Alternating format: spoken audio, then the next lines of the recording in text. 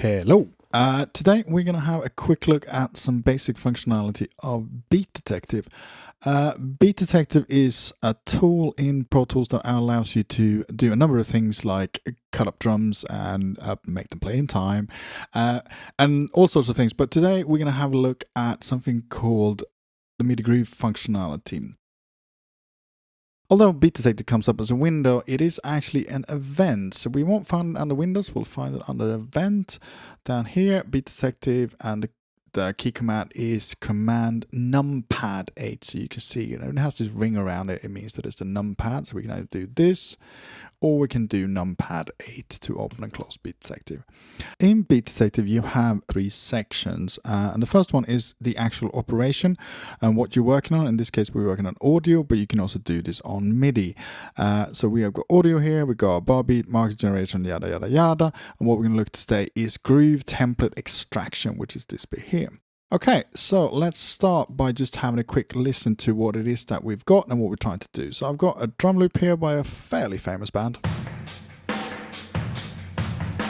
There we go. And I've programmed some drums on top of this, which isn't really in time. Sounds like that. Yeah, that's not really good. So we're going to try and do something about that. So I'm going to start by zooming in on this clip, and I'm going to make my selection over here, and I'm going to make sure that I've got the right denomination for this. And in this case, we need 8th notes. Although usually with a track like that, I just put it on 16th notes. If there are too many triggers, then we can deal with those afterwards. So I'm going to do capture selection, and we can make sure that we can start at bar 1 and bar 2, which is absolutely fine. We got all of this done. So we go to the actual detection bit here, click on Analyze, and it grays out, and then we can just adjust the sensitivity slider like this. And as we're doing this, we can see how we're getting triggers now for each, triggers now for each of the transients in the loop. So.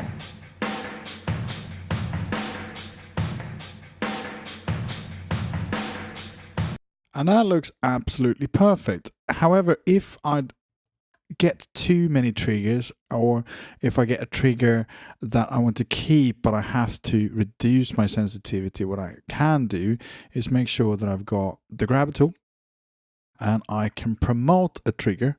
So if you see, if I do this, if I drag down the sensitivity here, I'm going to lose that one. See, I still got this one here, but I'm going to lose this one. So what I'm going to do is I'm going to promote the last one, so you can see how this works.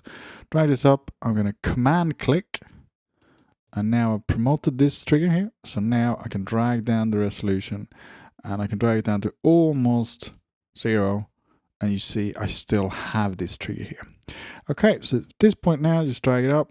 Just listen back to this and see that we got all the triggers. I see we're missing one there. So let's pull that up, and there we go. That looks very good. Okay, so then the only thing we need to do is click extract. And in this window, we get extract groove template. In this case, what we can do is can add some comments, and then we can save this to the disk. So we can actually save groove templates to use for other tracks. But for this case, we're simply going to save it to the groove clipboard, so we can use that when we quantize the MIDI drums. So to apply our groove, we need to quantize this MIDI clip here. So I'm going to go to Event. And I'm going to go to Event Operations and Quantize, and as you can see, I can also do Alt-0 to get this window. So we can do this, or I can do Alt-0 to turn it off and on. In this window here, which is the Quantize windows, which you've used in previous weeks to quantize MIDI notes, I'm going to choose Groove Clipboard from the Quantize menu. So I've previously been using 16th notes and 8th notes and so forth, but this week we're going to use Groove Clipboard like this. I only need the timing, so I'm going to only have the timing turned off, but you can obviously extract durations and velocity, because that's part of what actually Beat Detective extracts from the audio clip also. But in this case, I'm only going to use timing. So let's have a listen to how it sounds. It's pretty abysmal, so let's try and apply some MIDI groove. And that is a lot better. There we go. Thank you.